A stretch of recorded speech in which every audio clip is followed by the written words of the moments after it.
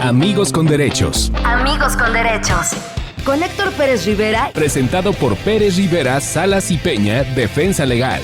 Amigos con Derechos, en donde hablamos claro y actuamos justo.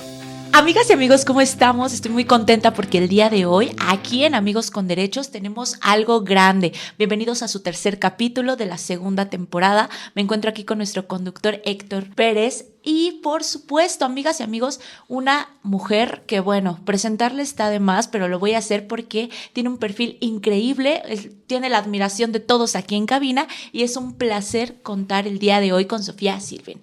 Querida, bienvenida, platícanos un poquito porque el día de hoy tenerte es un súper honor y queremos conocer un poquito más de tu trabajo. ¿Qué hay atrás de la mujer? Eres actriz, por lo que sabemos, eres una mujer muy comprometida con las obras sociales, con la conciencia a través de tu trabajo, pero cuéntanos, ¿de dónde sale esa pasión o ese interés dentro de la actuación? Por favor. Ay, no, bueno, ya hasta me sonrojé, gracias por la invitación.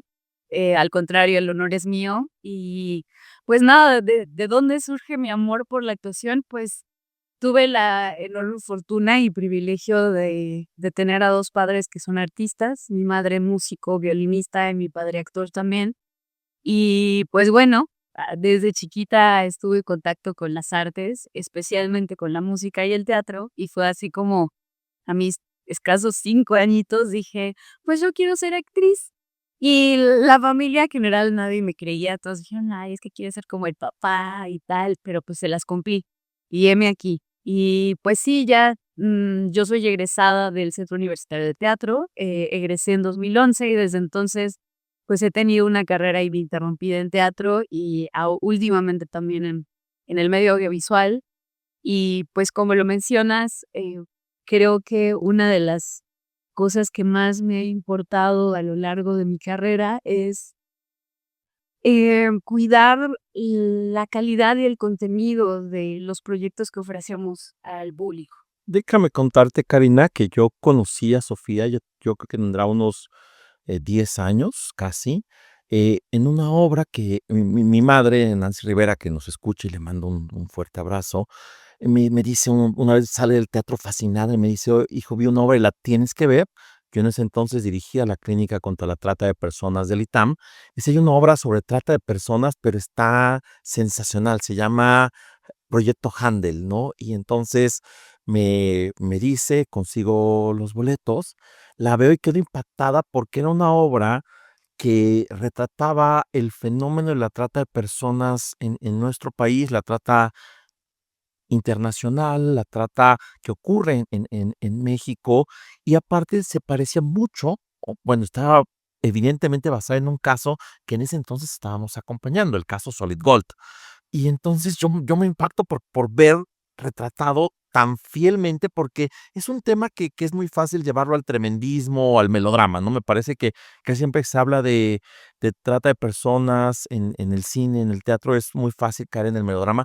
Y esta era una obra muy bella, incluso desde el título y la referencia, musical que tenía. Y en verdad yo quedo impactado y cuando termina la obra, habrían ustedes un debate y yo levanto la mano y les digo esto, y a partir de ahí he tenido la oportunidad de seguir el trabajo que hace Sofía y siempre con este contenido. Pero platícale un poquito al público, ya se la perdieron, ya, que no la haya visto, desafortunadamente es lo efímero del teatro. Yo cada vez que voy a una sala de teatro y veo las placas y digo, uy, qué ganas de haber visto esta obra, pero pues el teatro tiene ese valioso elemento que es que está vivo, ¿no? Pero platícanos un poquito de lo que era Handel. Ay, Handel es un proyecto que amé muchísimo. Fue el primer proyecto teatral que yo gesté y produje. Y surgió porque éramos yo y dos compañeros más, que era Pablo Marín y Miguel Romero, que en ese entonces eran actores y amigos cercanos a mí.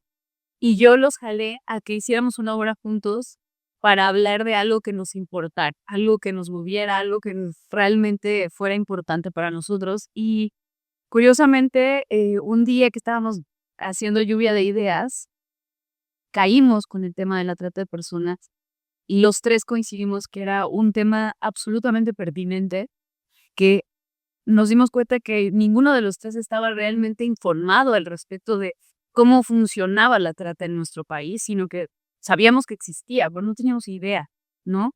Y a partir de ahí fue que pues nos empezamos a meter a leer artículos, investigar un poco, y fue después que yo invité a Diego Álvarez Robledo, que él fue director y dramaturgo mío durante varios proyectos que hice con él de teatro documental, y lo jalé para que nos escribiera un texto. ¿Qué es el teatro documental, Sofía?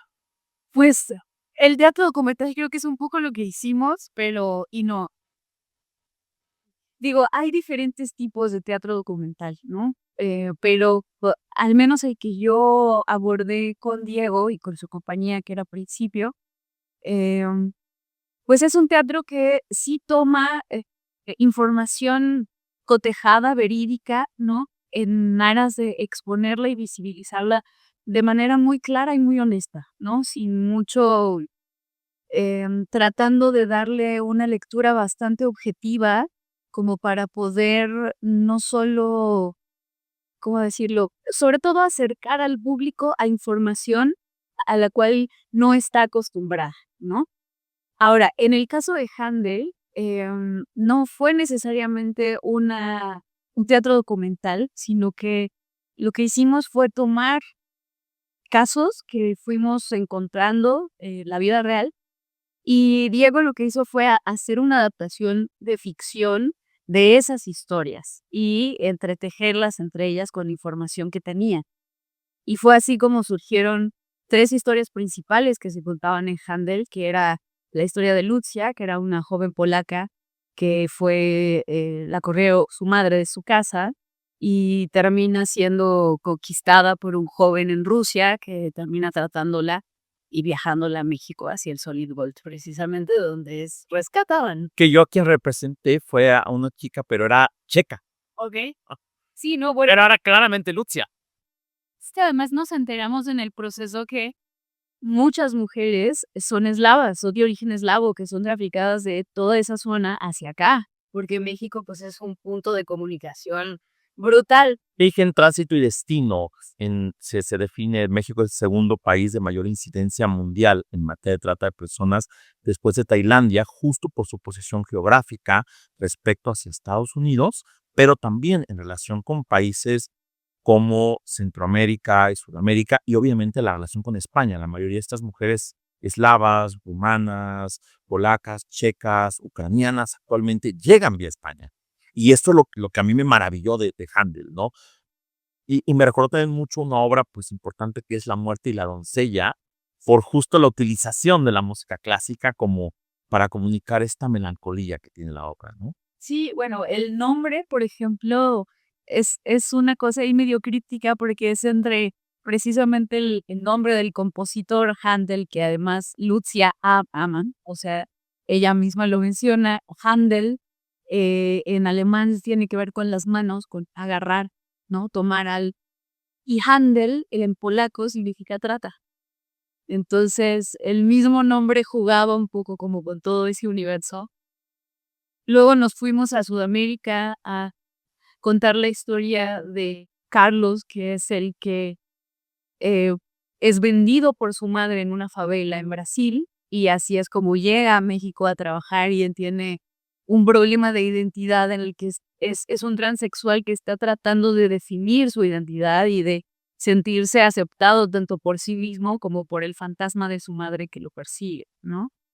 Y la última historia, que además tú y yo la platicamos más de una vez, porque es muy compleja, era la historia de Mariano, que era este hombre con cáncer terminal, que se encuentra a una jovencita de 13 años que viene de Tenancingo, Tlaxcala, que es otro de los terrores de nuestro país, ¿no? El que le llaman el pueblo de las prostitutas, el pueblo de los proxenetas. Em, Esta jovencita que trabaja en Garibaldi, y él en medio de su borrachera pasa una noche con esta niña y se enamora de ella y de pronto la quiere sacar de este mundo, pero entonces exponer el punto de vista del cliente que, por un lado, pues sí está consumiendo esto, pero por el otro es un ser humano que efectivamente está viviendo un sentimiento auténtico por una jovencita. Muy a la Taxi Driver. Uf, tú dices, sí. Y bueno, por eso, algo que comentabas, por ejemplo, que al inicio que decías esta cosa sobre hablar de un montaje bello, no sé si recuerdas, pero una de las frases que utilizábamos para definir Handel era la belleza de lo atroz. Ah, que es decir, a fin de cuentas, en este universo tan terrible, este universo es habitado por seres humanos que también aman, que también sienten, que también encuentran belleza a veces en su día a día, ¿no? Y era la manera que nosotros quisimos encontrar de visibilizar algo tan difícil de definir y llevarlo al lado más humano posible. ¿Cuáles considerarías, Sofía, que fueron algunos de los retos? Porque justamente el transmitir este tipo de emociones y casos tan fuertes, como comenta Héctor, a él le encantó tocar esos temas porque él como abogado puede decir que lo vive, que los conoce, pero para la sociedad en general y para ti como actriz, ¿cuáles han sido los retos que tú podrías decir, vaya, de querer tocar estos temas, esto se me ha visto un poco más complejo? Bueno, a nivel personal, el reto de encarnar a estos personajes sí fue, ay, pues fue muy duro tener que encontrarme yo en el proceso de tratar de poner mi cuerpo emotivo para y prestarlo a estos personajes que han vivido algo tan duro y tan doloroso. eh, Pero creo que una de las cosas que como equipo intentamos trabajar y el desarrollo de ello fue complejo, es ¿cómo decirlo? Partiendo de la idea de que el teatro es un espejo de la sociedad, ¿cómo queremos reflejar este tema? ¿Desde dónde queremos reflejarlo? ¿Por qué? Porque podemos caer, como decía Héctor, en el amarillismo, ¿no? En de pronto contar la historia desde el lugar violento desde donde surge, y enfrentar de manera dura y cruda al público con ello. Pero caemos obviamente también en el riesgo de que el público se cierre, porque tampoco estamos hechos para querer estar viendo o oyendo esto, y más cuando vamos al teatro. Sí, antes divertirnos. Exacto, o sea, ay, pues voy a ir a ver una obra sobre el trata de personas. Ok, ya sé que va a estar cabrón, pero ¿qué tan cabrón? Pues ahí es donde había que tomar la decisión de hasta qué punto sí y hasta qué punto no. Y creo que en ese sentido yo le agradezco mucho a Luis Eduardo Yi, que fue nuestro director y que hizo ahí una reinterpretación también del mismo texto de Diego, que fue quien puso sobre la mesa esta frase de abordar la belleza del otro. Es decir, reflejémoslo desde esos seres humanos que están contando su historia con todo lo luminoso y todo lo oscuro que son a través de estas historias, ¿no? Y creo que es ahí desde donde el público conectó y ¡buf! Gracias porque el experimento funcionó en ese sentido y como dice Héctor, las pláticas al final eran impresionantes, uso cosas brutales. Yo la vi 3 veces, de hecho, Proyecto Handel, y también después te vi, y ahorita que hablabas de estos personajes, complejos, porque aparte creo que a nadie nos gusta ir al teatro a que nos regañen, ¿no? O sea, pero justo hay otro proyecto donde te vi después y que ahorita estás retomando, que yo creo que una de las obras más conmovedoras que he visto en mi vida, que es Wenceslala, ¿no? Yo creo que ver Wenceslala y que no te toque es muy difícil. Ahí estás con Adrián Vázquez. Yo Adrián Vázquez lo empecé a ver en teatro, lo vi en la que es yo creo que mi obra de comedia favorita, que es Más pequeños que el Guggenheim, que cada vez ruego que vuelvan a montar eventualmente Más pequeños que el Guggenheim. Yo creo que casi me sacan del teatro porque me moría de la risa, o sea, no podía contener las carcajadas. Y después veo a Adrián contigo en Wenceslala, que entiendo retomarán pronto temporada, y es una obra en verdad muy conmovedora, ¿no? Cuéntanos un poquito échate el comercial de Wenceslala. Bueno, Wenceslala es ante todo una comedia que contiene una hermosísima y entrañable historia de amor entre dos personajes que son Wences y son Lala, que bueno, finalmente vienen a contar su historia de cómo fue que se conocieron, se enamoraron, crecieron juntos.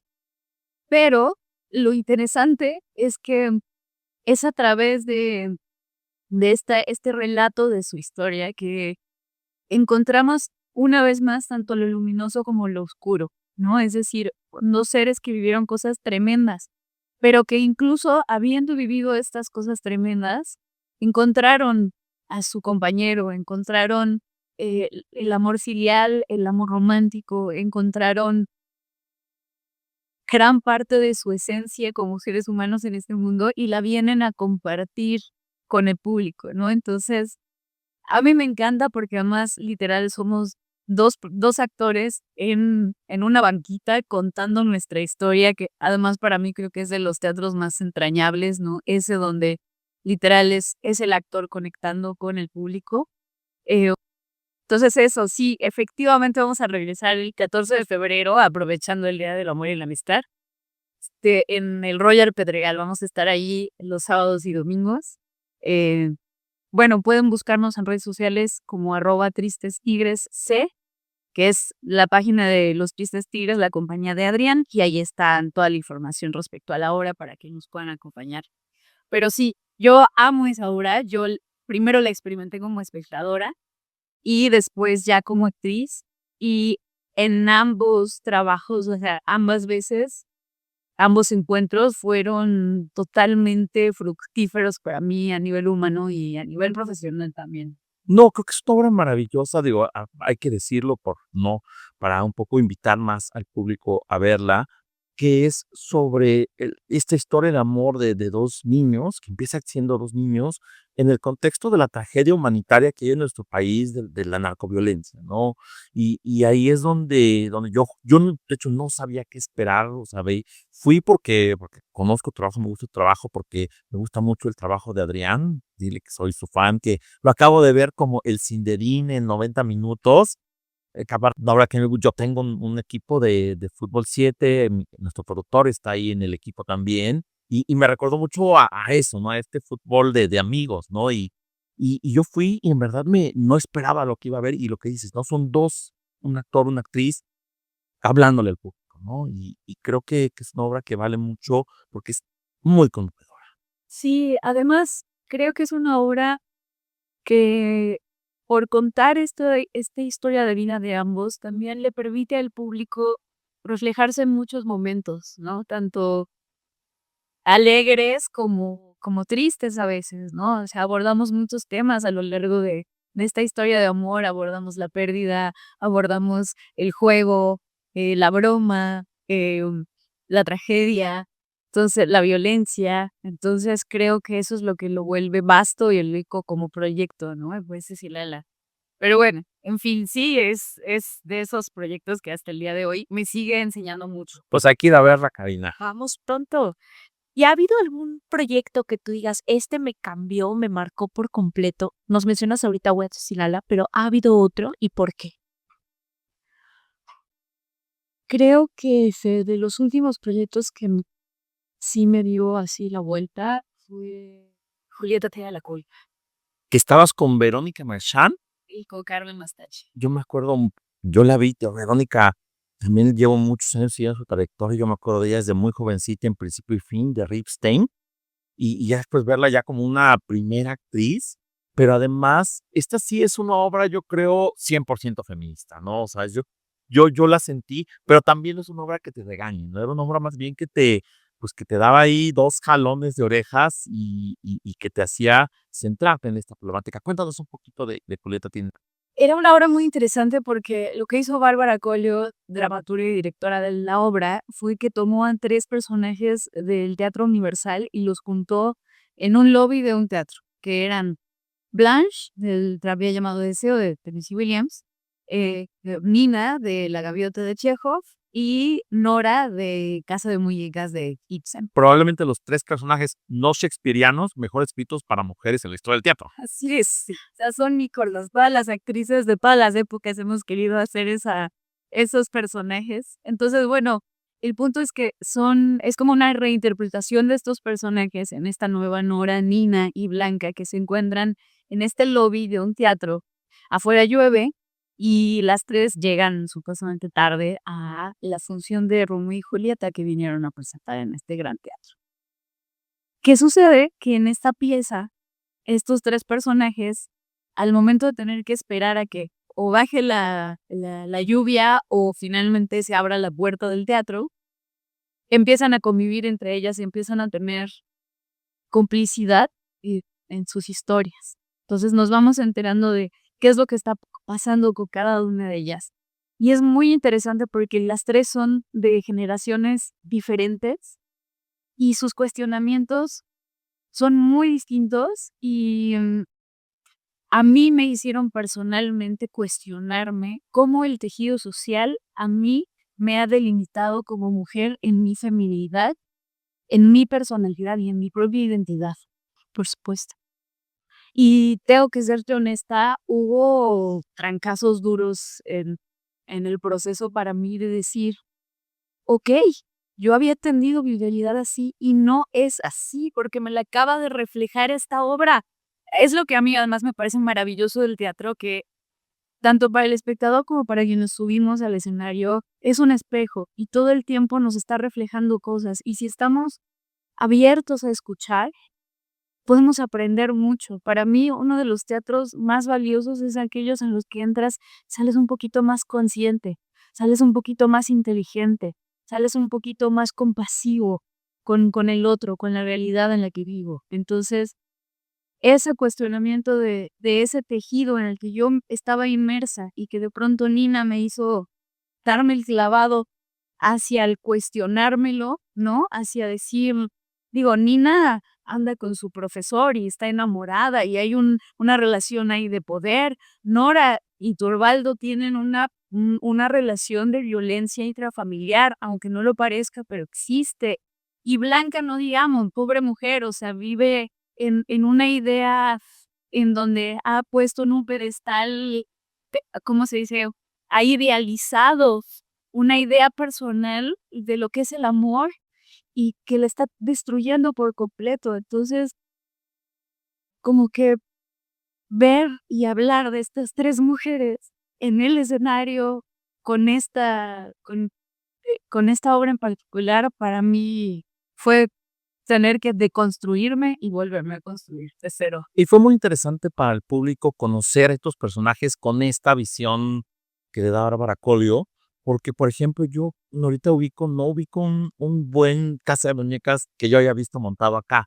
Chekhov sí se montó un montón en México y bien. Ibsen casi no. Yo hice alguna versión de Carballido que se llama Nora, que la traen a la realidad mexicana, que es muy simpática. Yo lo hice cuando hice teatro universitario ya, antes de ser abogado. Y luego te vi yo en una obra sobre el 68, donde hacías a un personaje japonés, a una japonesa, una atleta japonesa. Era un montaje muy delirante, era de Flavio González Melo, ¿no? Una cosa muy delirante, ¿no? Ay, ese fue un mira, yo personalmente siento que ese fue un experimento que a todos se nos salió un poquito de las manos, ¿sabes? Dijo dónde para.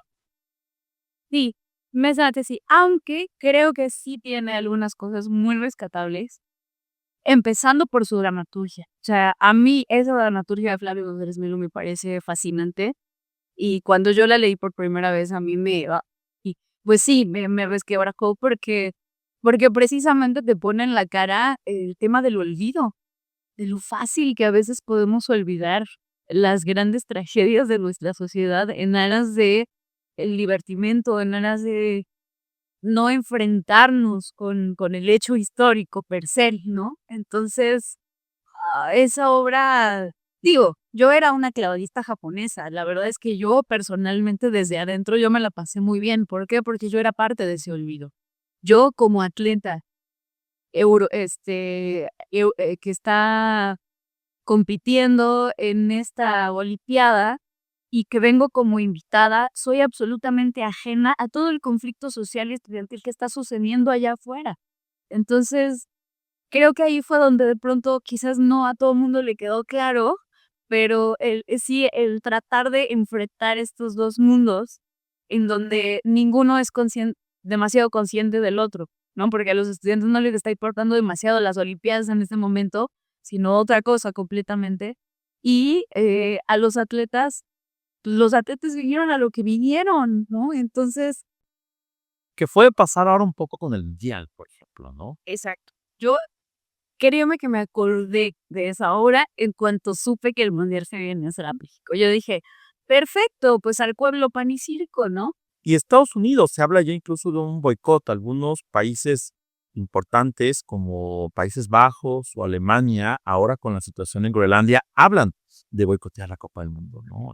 Por ser en Estados Unidos, ¿no? Entonces, me parece que es estas cosas siempre, y ese es un poco lo importante, yo creo que del teatro y el teatro que tú haces, ¿no? Hacernos conscientes de nuestra realidad a través a lo mejor de una historia que está sucediendo en otro momento, en otro sitio, ¿no? Y justo como la última ocasión que yo te vi, pues la más reciente que te vi en teatro, que es esta obra de Solo vine a decir adiós, ¿no? Que también es absolutamente delirante, ¿no? Y, y en verdad es una obra que se disfruta mucho y porque aparte es este teatro de cámara, ¿no? Muy, muy pequeño, muy cercano, muy entrañable. Pues esta última obra creo que eh, es de esas obras que más que enfrentarte con el afuera, te está enfrentando con el adentro, ¿no? Vine a decir adiós, pues es la historia de May que un día se entera que al parecer su padre puede que esté vivo y entonces sale corriendo para buscar a la mamá y reclamarle todo lo que le mintió en estos años y tiene un accidente y a raíz de que tiene ese accidente se abre frente a ella un mundo como en el Alicia en el País de las Maravillas, en donde vamos cambiando de un espacio a otro y se va encontrando con una serie de personajes que le van cuestionando la búsqueda de sí misma.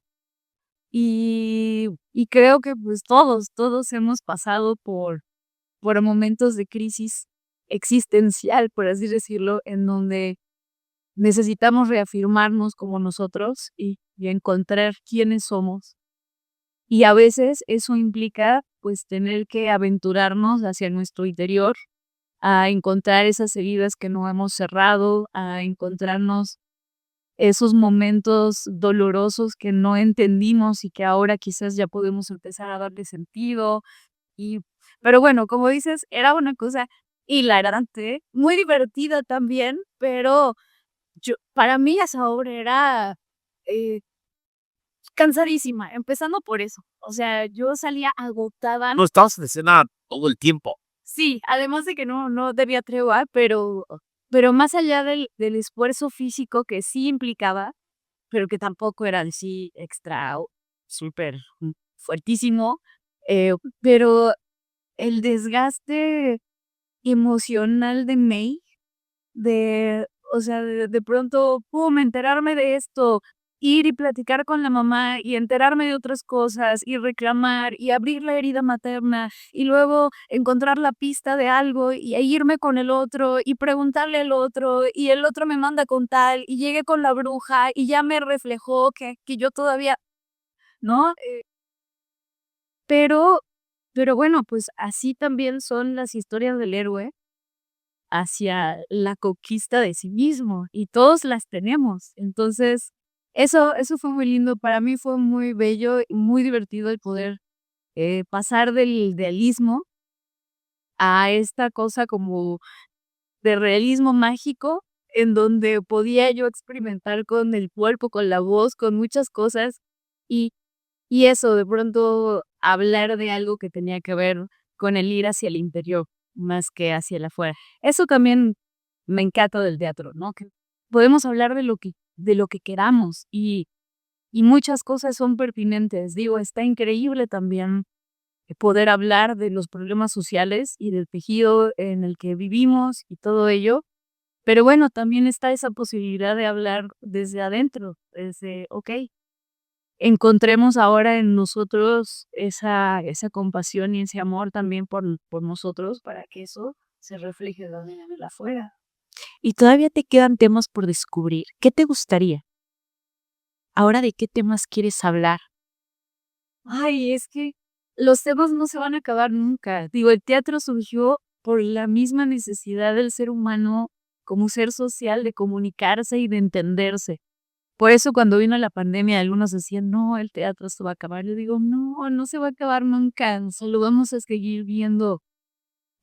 Incluso viene de la gente que nos platica sus anécdotas, de los amigos que comparten sus historias, todo eso tiene ese grado de magia de la ficción, del cómo lo reinterpretamos para que tú conectes con ello. Entonces, temas hay tantos y yo más bien, más que decirte: "Ah, pues esta es la lista", creo que la vida misma me ha puesto en el camino de ir encontrando los proyectos que son para mí y y y ha traído o me ha ofrecido temas que yo jamás pensé en algún momento abordar y resulta que resonaron en mí al 100%, ¿no? Entonces, pues eso, sí quisiera seguir haciendo un trabajo como el de hasta ahora, en el que efectivamente, como decían al principio, cuidar el contenido y la calidad del trabajo que como artistas estamos ofreciendo al público, porque también es a partir de ahí de donde podemos jalar al público hacia las salas de regreso, ¿no? Si somos responsables con lo que estamos ofreciendo y realmente logramos conectar, entonces más gente va a venir a vernos. Creo que por ahí lo decía algún maestro, es que sí, y yo concuerdo también. A veces el mayor enemigo del teatro es el mal teatro, porque pues quien va por primera vez a tener una experiencia teatral y se encuentra con algo que no conecta en lo más mínimo y que no hubo un cuidado ahí, pues va a ser más difícil que nos vuelva a visitar, ¿no? Entonces, solo eso, veo seguir teniendo esa conciencia de la responsabilidad que tenemos de pararnos en ese escenario, del privilegio que resulta para nosotros el poderle hacerle preguntas al público desde ahí y y mantener una, pues, unanimidad en nuestro trabajo, buscando conectar siempre con el público, ¿no? Porque, pues, estamos para el público, o sea, sin el público no vivimos. Y justo ya para ir cerrando, me acordaba ahorita que teníamos esta charla y yo no sabía que tu mamá era violinista, porque yo te vi interpretar a una violinista en un cortometraje que me parece más que es un gran material didáctico para hablar de acoso, que es, Crescendo, ¿no? Que es justo este cortometraje sobre este dilema, ¿no? De una violinista que para ocupar una posición en orquesta se enfrenta a este dilema del acoso sexual, que es una situación que viven millones de mujeres en nuestro país y en el mundo, ¿no? De tener esa limitación o decir, bueno, si quieres acceder a esta posición que te mereces, además, tienes que pasar por una situación, pues, de favores hacia quien tiene el poder de tomar la decisión, ¿no? ¿Dónde podemos ver o dónde podría ver nuestro público creciendo? Ay, me parece que no está ahorita disponible para el público en general. Ahora, si alguien tiene curiosidad y quiere averiguar, puede pasar al acervo del CCC, del Centro de Capacitación Cinematográfica, que tiene los derechos de Creciendo, porque Creciendo fue una tesis del CCC que yo Clarice Albuero. Y bueno, yo creo que por ahí existe la posibilidad de acceder al material, ¿no? De pronto Canal 22 la ha pasado por aquí, por allá, uno que otro día, y estuvo en algunos, Sí, yo cada vez la caché en Canal 22. sí, estuvo también por ahí en algunas plataformas, pero por tiempo limitado, pero bueno, eso, yo les recomendaría buscar a través del Centro de Capacitación Cinematográfica. Es un cortometraje que creo que vale muchísimo la pena, es un proyecto que ganó, un Oscar estudiantil en 2020 precisamente. Y como dices, creo yo también concuerdo que es un trabajo que refleja muy bien el juego de poder, ¿no? El abuso de poder, el abuso sexual. Y también, al menos a todo el equipo, nos metió en la tarea de reflexionar mucho sobre por qué se dan este tipo de dinámicas, desde dónde surgen, cómo es que también se ha gestado una construcción social del hombre para ocupar un lugar de como de liderazgo, de poder, pero que está impuesto en la misma educación, ¿no? que estamos tratando un poco de romper con eso, porque, por ejemplo, entre compañeras también hablábamos, sobre todo cuando salió Creciendo, con algunas compañeras que decíamos, sí, es que también de pronto hablar de feminismo en los proyectos o sea, está increíble, pero tenemos que tomar en cuenta que no es que los hombres sean nuestros enemigos. Al contrario, pues son nuestros amigos, son nuestros padres, son nuestros hermanos, son nuestros primos, que se han construido de cierta manera, y también qué podemos hacer nosotras para ayudarles a entender desde otra perspectiva lo que nosotras vivimos en este tipo de situaciones como el abuso sexual o el abuso de poder o la desigualdad de género, ¿no? Entonces, una vez más, fue un proyecto que abrió la puerta a tocar esos temas, y tanto quienes realizamos el proyecto como quienes han debido la posibilidad de verlo, pues creo que nos hemos llevado algo valioso, ¿no? Sobre lo cual reflexionar.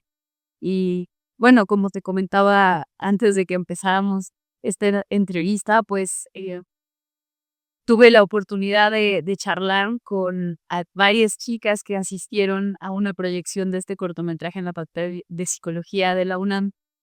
Y la verdad es que me encantó escuchar en las voces de mujeres jóvenes muchas herramientas para entender y darle la vuelta a lo que, por ejemplo, yo, si teniendo esa edad, todavía no lograba dilucidar.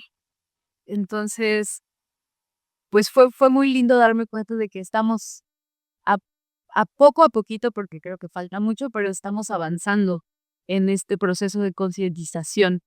Y pues nada, me siento muy honrada y privilegiada de poder formar parte de proyectos que pongan una pequeña semillita hacia esa conciencia de todos, ¿no? Y para todos. Y lo haces, eres muy buena en lo que haces. Es un placer tenerte aquí con nosotros. Sofía, regálanos ya para despedirnos tus redes sociales, por favor. Claro que sí, me pueden encontrar como @SofiaSilvin. Para quien no sabe cómo se escribe mi apellido, la C está raro, es SYLW y latina N.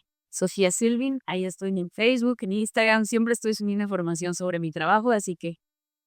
Y en el Teatro Royal Pedregal, sábados y domingos con Wences y Lala.